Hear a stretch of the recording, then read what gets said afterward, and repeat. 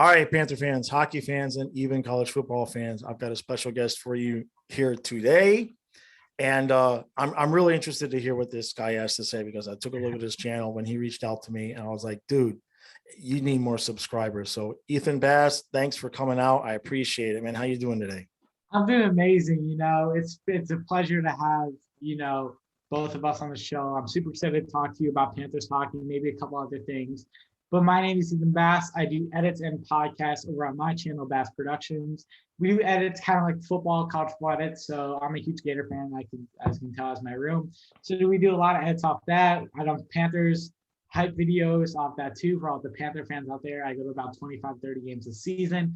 So I'm a huge Panther fan as long as a huge college football fan. And really any sport, I don't really follow baseball. But other than that, I'm a huge sports fan. So I'm just excited to have the opportunity to join you today. Outstanding. So yeah, so you reached out to me and I took a look at your channel and I was and this happens with anybody that does Florida Panther stuff. You look at their channel, you look at how long they've been doing something and you say, why do you not have more subscribers? So it's just a thing with us for whatever reason. Like if we were doing stuff for, a New York team, we have, zeros behind that. So tell me about what got you into it? What you got, how did you get started? What motivated you to get started? So basically, I am a junior in high school. So I live in South Florida. So basically my eighth grade history teacher, he wanted us to do an assignment off a podcast, off some history assignment.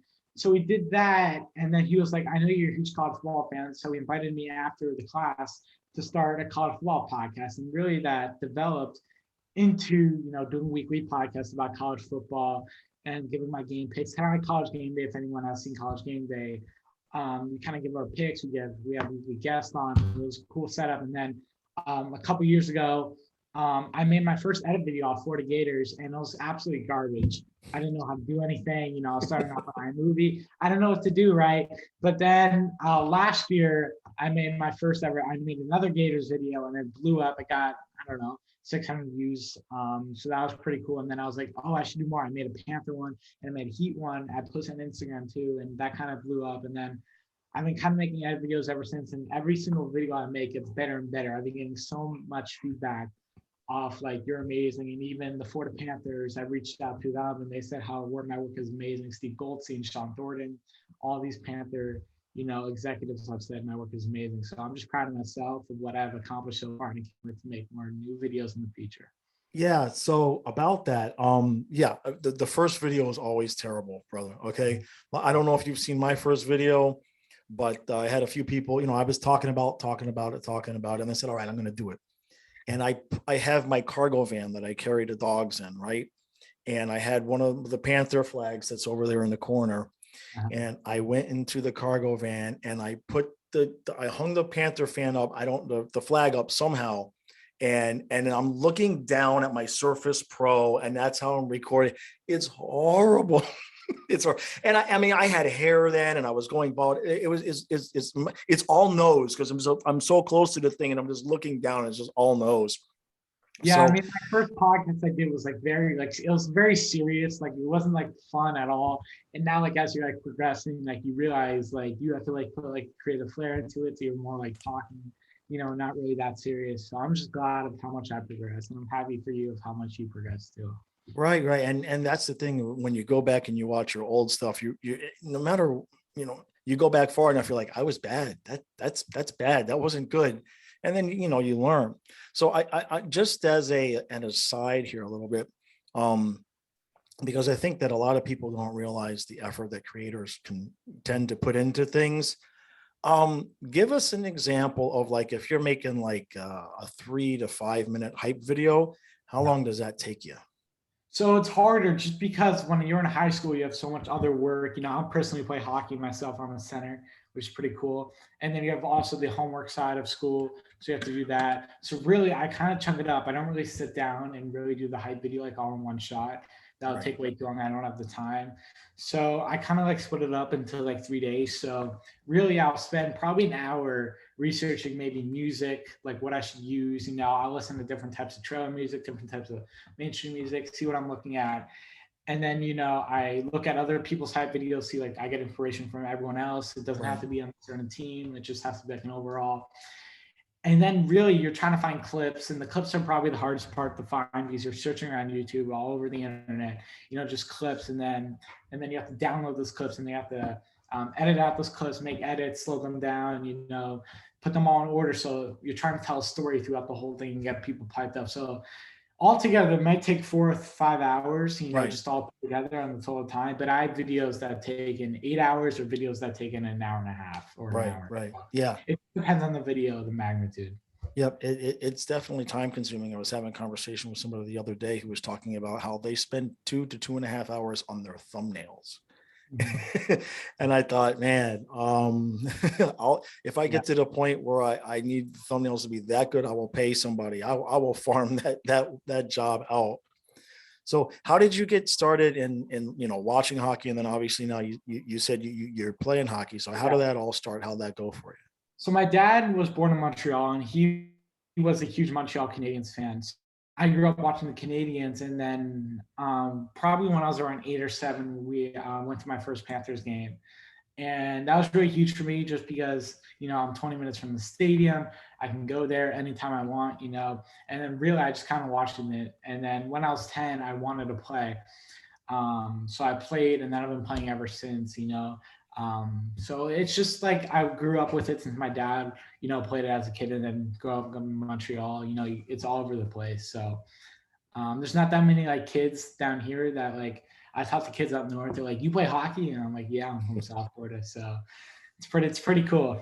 Yeah, the up north people have a completely different idea of what the South Florida is. They don't realize that there's a hockey base down there, and yeah, they actually do have rinks. You know what I mean? All right, so let's get into the Panthers a little bit. So, oh, by the way, real quick, you said one thing I didn't want to skip over this.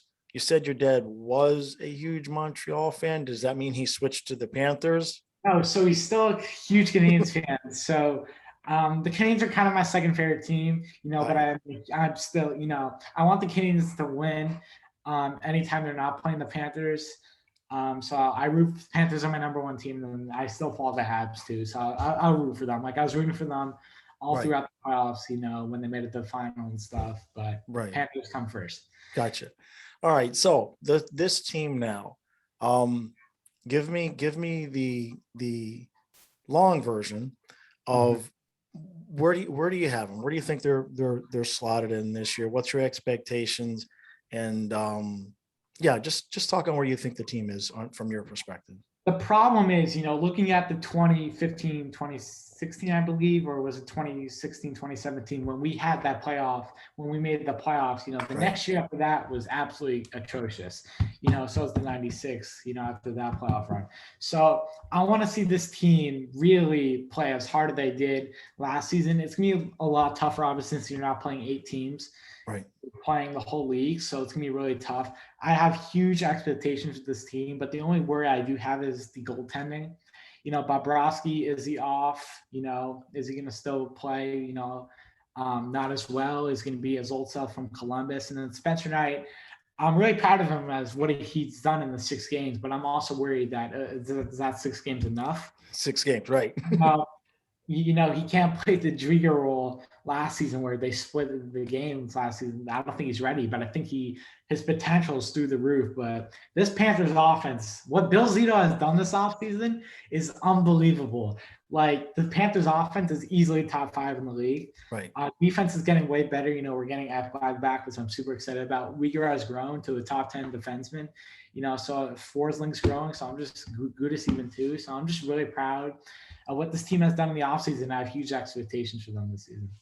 Yeah, I've been asked that question a few times, and I consistently say for me, my expectation is that they make the Eastern Conference Finals. Yeah.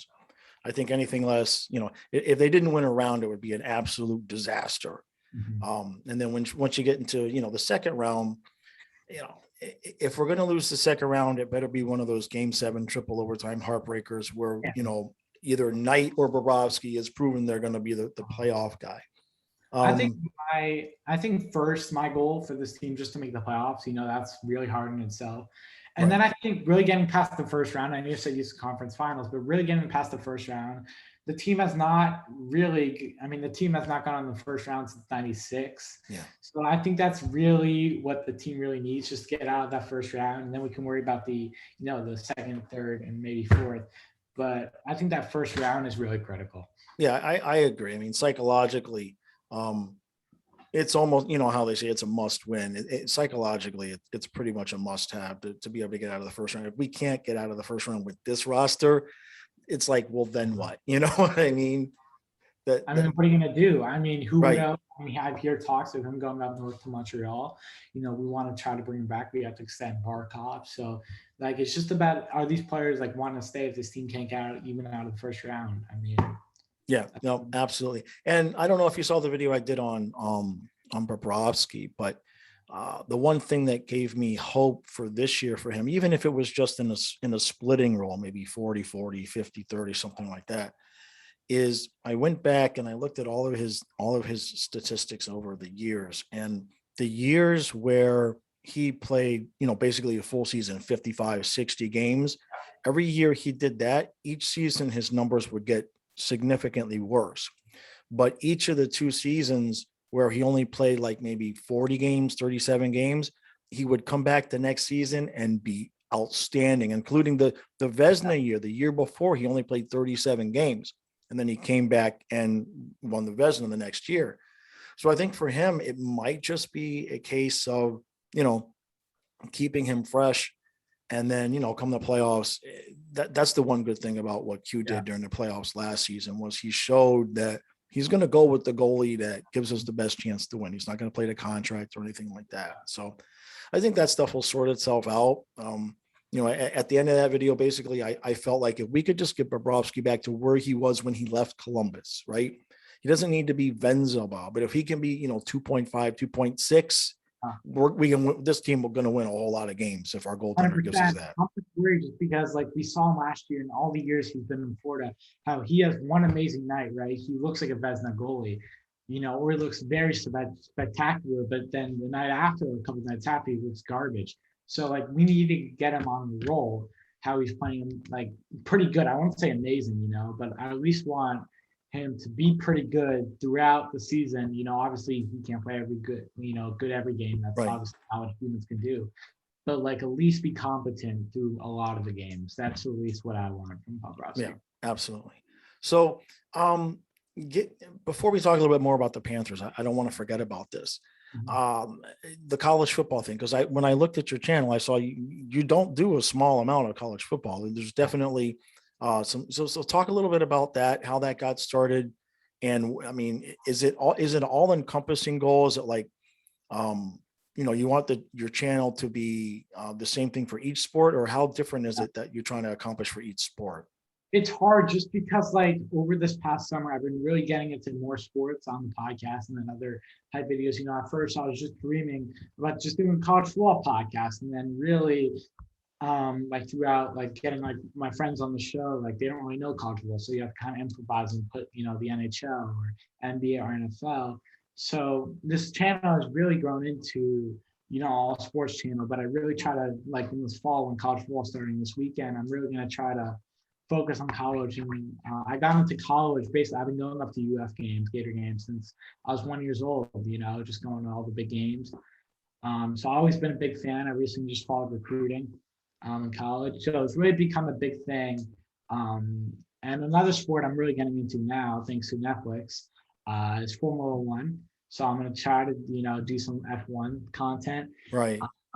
But I recently started getting into that. So I'm just trying to get into all the sports possible and trying to manage them. So every viewer, can get a taste. Right. Yeah. And, for me, I mean, it may not be the same for you because I'm probably a lot older, we'll put it that way. But for me, when I'm trying to do hockey and football, my brain it's like I can't do both too much in the same day. It's like I could spend a couple of days, there was a couple of weeks there where I was making hockey videos during the day and I tried to do football in the evening. And then by the time I was doing the hockey videos, when I was trying to do football in the evening, my brain was just like, what are we doing?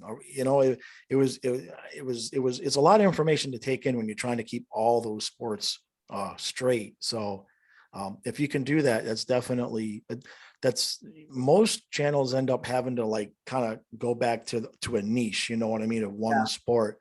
So if you can pull that off, more power to you. Absolutely. I think, I recently did a podcast with one of my friends. We did the NBA segment. So we did an NBA segment about the offseason. Then literally right after that, I had him just wait 5 minutes. I had to do a college football segment. And, then we had to go back to NBA. Like, it's just a lot of back and forth to go in between sports. And it's really hard to like remember all the information, take notes, and really, remember a lot of stuff you're saying. So like during like my last podcast, during the football segment, I had no idea. I was just kind of splitting out words. I was looking at really Alabama's football schedule, and I was analyzing like who they play, and I was talking about like random teams, like who they play. I was literally just spitting out words. I didn't know what to say. So it gets hard, talking about different topics. Yeah, the key to it is to make it sound like you know what you're talking about when you have no idea what you're, you know what I mean? That was my last podcast. I didn't know when somebody asks you about a player, you're like, no, I like him. I like what he's done, but I think he can improve. You know what? You're good. You're good, right? Unless it's Barkov, basically, you know what I mean, or Matthews or somebody, you're pretty good with that response. Well, I mean, if you ask anyone, and a lot of sports fans, at least in South Florida, they probably don't know, like most of the Florida Panthers team, they probably know Barkov, but they really don't know. Like, I was talking to like my dad, about like when I was at all 3 playoff games down here, or yeah, we had 3 down here, right? Yeah, so I was at all 3, and we were talking about how a lot of these people probably have no idea who half the players are. Right. So, and then we asked like a couple of the people, like, what do you think about this? And they were just answering, random, Yeah. So maybe that's just South Florida. I don't know. But well, the South Florida fans are fickle. It's a fickle bunch. So is this, are you planning on turning this into a career? Like, is this what you want to do? Or is it just like the lead into something else? So I talked about other stuff in my family and stuff, and I think I want to do like sports business. So like a lot of the business side. So I know it's like the operations officer, like a lot of like these officers for like these stadiums, companies, sports companies. Right. So in college, I'm going to major in probably business or sports management and probably do something along those lines. So does that mean at some point you could become an agent? Maybe. I don't know if that's what I do. I may want to do like more of the operations side. Right. I'm not there yet. I think I have time to grow. I'm also an announcer for my school's baseball team and football team. So I was thinking about doing the announcer, route. But the announcing route's so hard because you really only have 130 jobs, right. Released in, the country. So that's really hard. Like I'm proud of Steve Goldstein. Like that's insane. Like how, like he's one of the 30 guys who does play-by-play.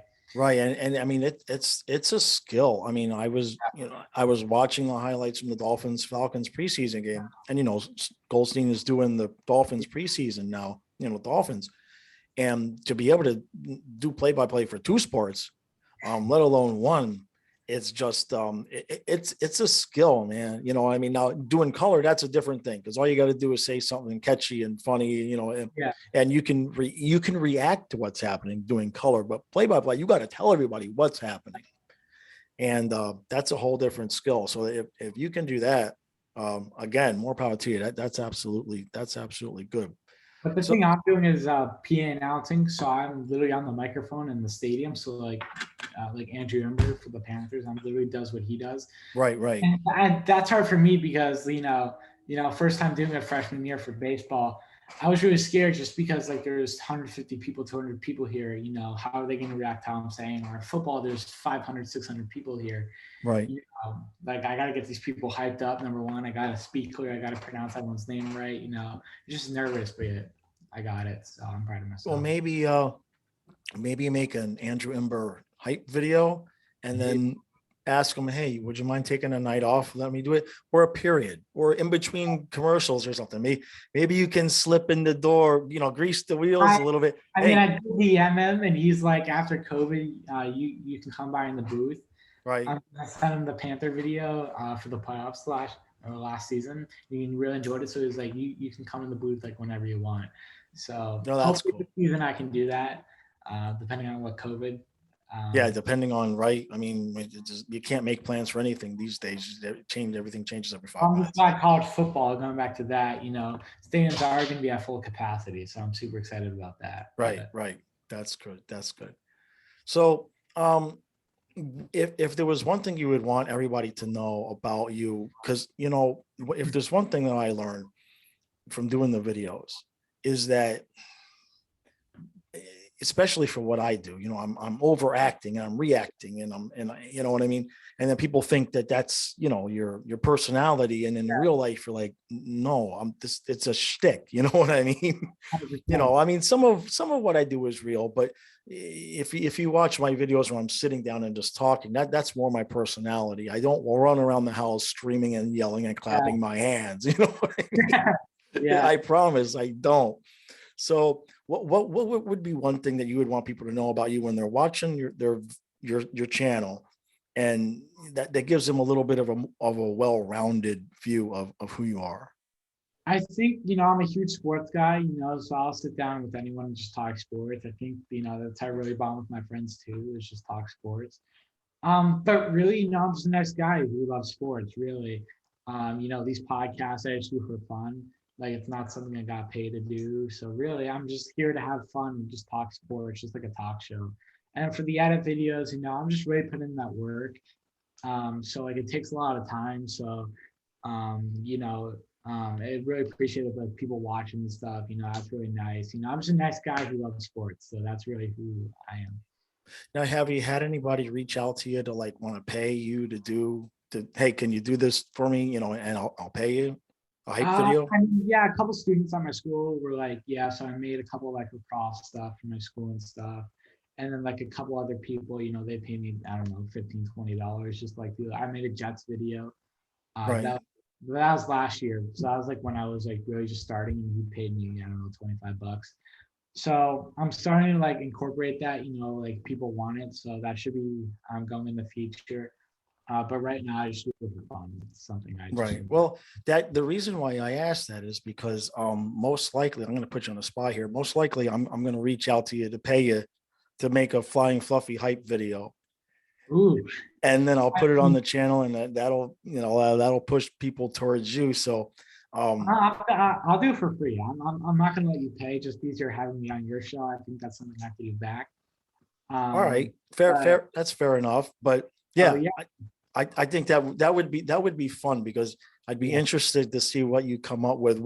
Because I know what I think is the good stuff and the bad stuff, and it's never the same that everybody else thinks. So I'd be curious to see what you came up with there. So before I let you go, I know I said Eastern Conference Finals. Now, we're talking about the Panthers here again, real quick. Do you think I've got to slot it in at second place? Now, I know you said you just want to, just make the playoffs first, and so you probably seem a little bit more centered and grounded about making predictions than I am. But in my defense, I get asked that question like a dozen times a day. You know what I mean? So, the one thing that I think that we could probably agree upon is that I just not seeing this team. I would not want to press the button and say, yes, they're going to win this division yet, because I'm not ready to bet against Tampa. Well, I mean, the Atlantic Division is one of the hardest divisions. I mean, you're looking at 5 potential teams who can actually make a push. Right. You obviously have Tampa. I think Tampa's a lock. I don't think they're missing the playoffs. Yeah. I think Tampa's the only lock in the division they're not missing. Then Florida, obviously, they're really good this year. Montreal's coming off that Stanley Cup final. They added a lot of new pieces like Mike Hoffman, and they're coming back. You got Boston, who's looking really strong this year too. And then who else is in that division? Toronto. I mean, they have Toronto, right? Yeah. I mean, Toronto always, fails, but that's a joke. Well, really, you have like 5 teams in this division who can win a Stanley Cup, right? So it's gonna be really hard. I think the Panthers will make the playoffs. Looking at second or third, I don't think they can win it just because Tampa is that strong still, and if they have Vasilevsky, I don't think they're getting down a spot. So I have Tampa number 1, and then Florida either 2 or 3. Yeah, that's what I figured. So, all right. So did you have anything you wanted to ask me? Because I know you mentioned a couple of things. So if you had something, now would be the time. Like, why are you a Panthers fan? Like, growing Excellent question. up, So, why? well, when I was a kid, before we had hockey, I grew up in Miami, Mhm. and I never saw hockey, but I would follow hockey through the Miami Herald sports section. And so I would watch the standings, and every year, for no reason other than I just like watching them wipe the floor with everybody, I would root for the Edmonton Oilers. And I would look at the scores and I'd know the teams, but I never saw a game. Nothing. So um, when the Panthers came in, there was a radio host by the name of Neil Rogers that used to be down here, and he was a huge Toronto Maple Leaf fan. Mhm. And so he had a show every day, Monday through Friday. And we talk about hockey a lot. And then when the Panthers came, he kind of like educated everybody. Because like the sports broadcasters that we had down there, they didn't know hockey either. Yeah. You know what I mean? Mhm. So here was this guy, Neil Rogers was doing like this, he would do like a comedy call-in radio show. And then all of a sudden he's getting all these call-in questions, and he's explaining offsides and icing and all of these things. And it was a good learning experience. It Yeah. was crazy, right? And the one thing he kept saying, and this is so true, is he says, look, don't bother watching it on TV. If you're unsure about hockey, just go to a game and you will never be unsure about hockey again. And that's the truth, because when you watch it on TV, if you've been to a game and you watch it on TV, it's exciting. But if you're just trying to figure out and learn the sport and you're just watching it on TV, you don't you don't get 50% of the picture. In the stands, you see the whole thing developing, and it's such a different, it's such a different look, especially, for guys like us who are trying to analyze the play. You see it on TV, but you didn't see what everybody else that was off camera was doing. Yeah. So I started going to some of the games, and then obviously when 96 came, my uncle he worked for a company that had season tickets. So Mhm. I got to go to maybe 20 games that season, and went to a couple of playoff games through the Rats. I did the whole thing, and then I was hooked. You know what I mean? I was hooked from the beginning, but then once that happened, I was hooked. And like a lot of fans, in those hard times when the team was really going through their worst time, I was in the middle of raising two autistic kids that were like under 10 years old. So I wasn't I was still a fan. I still saw games and everything, but I wasn't like as in depth, you know what I mean, watching everything. And then I picked it back up about 2000, you know what I mean? There was, well, no, I mean, I'm off of my years, but the point is that it never left the blood. You know what I mean? When I was missing games because I was changing diapers, I knew I was missing games. You know what I mean? It wasn't like, screw it. It was like, son of, Yeah. So, and then, when we had that good year, like you said, 15-16, we won the division.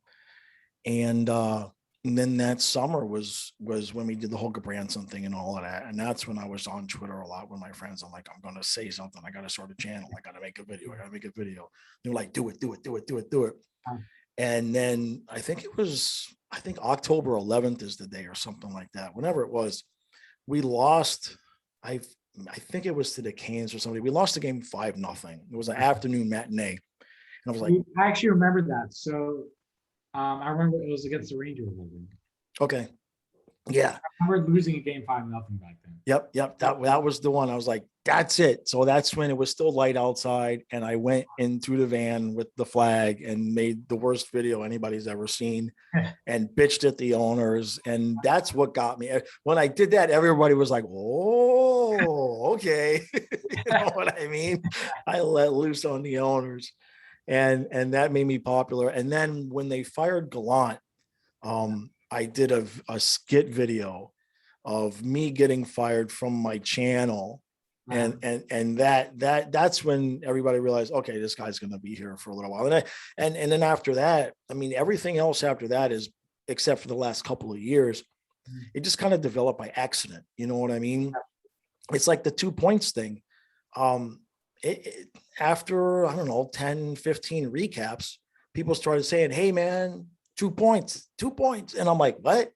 And then I went back and I was watching and I was like, I didn't even realize it. But at the end of every game when we won, I was saying 2 points and I didn't even know it. You know what I mean? So, and I'm sure you can relate to that, especially with editing. And I wanted to ask you about that. I know a lot of times when I'm editing things that would be similar to like a hype video, when you're taking a bunch of clips and then you're setting it to music, you know what I mean? How many times does it happen for you where you lay down your clips, you lay down your music, and then when you play it, it looks like you spent hours getting the exact perfect moment to show that clip, but in reality, it was just pure luck, and that's just where you placed it. Oh, it happens all the time. You know, like a couple of the videos, like my Florida Gator one. You know, it turns out that the clip I placed was like it goes with the music so well, and then Right. I played and I realized, so I played it through and I was like, oh, this needs something. So I was like, and then I played a sound effect saying, let's get ready to rumble. I don't know if you saw it, and then it kind of just like all like the editing just kind of made sense of who was the story. And a lot of stuff I do is just pure luck. And I'm like, how did I just do that? Like Yep. I just placed the clip down and it looks like I got so it No, happened. no, that's exactly what happens. There's so many times for me, I'm like, I get all excited. That's when I will run around the house yelling and screaming and clapping. You know what I mean? Because if I tried to do it that perfectly, I could have never done it. You know what I mean? But it just lines up perfectly, and you're like, okay, I'm not touching it. I'm not touching it. That's it. You know. Going with the yelling and screaming, I have one last question for you. Sure. I saw your recap, obviously, of the game 3 overtime goal. I just want to know like what you were actually thinking, like when Lomberg scored that goal, like what your reaction was, since everyone's was Oh insane. man, Kyle and Matthias were with me, Yeah. and it's been a couple of years at least since Matthias has been watching a game with me, and it's overtime, and we won. And he does the "we are going to overtime," right? So I felt so bad for the kid because he doesn't watch all the games a lot. He's doing things, but when it's getting ready to be overtime, I come up, I'm like, hey, overtime. He's like, okay, cool. So he'll come down and he always watches the overtimes. And it just was lining up for 2 years at least, where like he's home, he watches overtime, and we lose.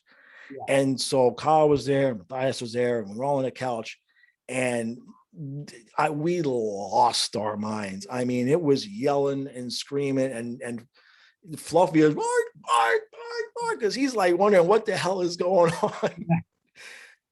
and yeah, so yeah, that was and I saved some for the recap, obviously, and in hindsight, it'd be nice to have that stuff recorded or live streamed, but on the technical way where I sit and everything like that, I have to get that worked out eventually. But yeah, that what's that? Wasn't the same. I was just sitting on the couch, I was kind of on my phone, right before that face off, and then I put it down and I just see it happen and I just jump up. It's kind of like we just won the cup. Okay. It was just Yeah. It was one of the greatest probably hockey moments of my life. Just seeing Lomberg, especially Lomberg. I didn't expect Lomberg to score that. Expect like Toronto or someone else to score it. Just seeing that whole play happen was like heaven. Oh And, yeah, and and especially at screaming that out point, loud, so it was just insane. right? I mean, at that point in this series, if we lose that game, it's forget about it. It's completely over. You know what I mean? So that just gave us all, the false hope. Yeah. The false hope. That's what the Panthers will do, but not this year. This year we're gonna fix that.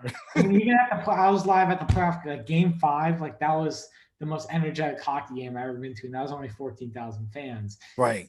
Like when Vetrano scored that the empty netter, like that was insane. It was the loudest of the building.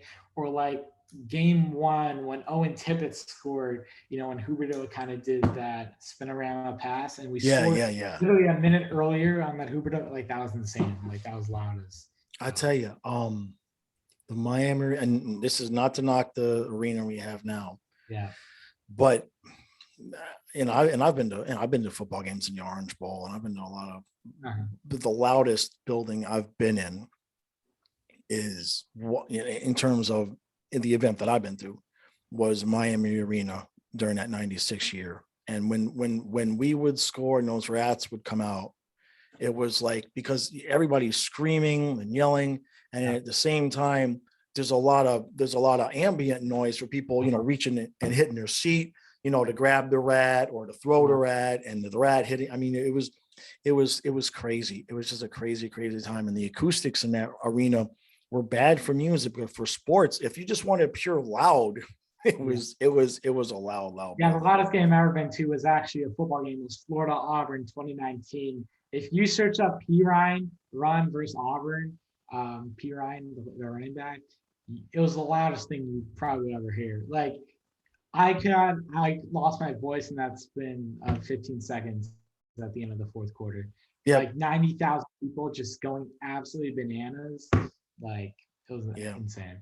Well, hopefully, as a collective, as a country and everything, we can get back to that sooner than later. So, all right, Ethan, I really appreciate all your time. Appreciate you doing this. I'm going to drop the link to your YouTube channel in the description here.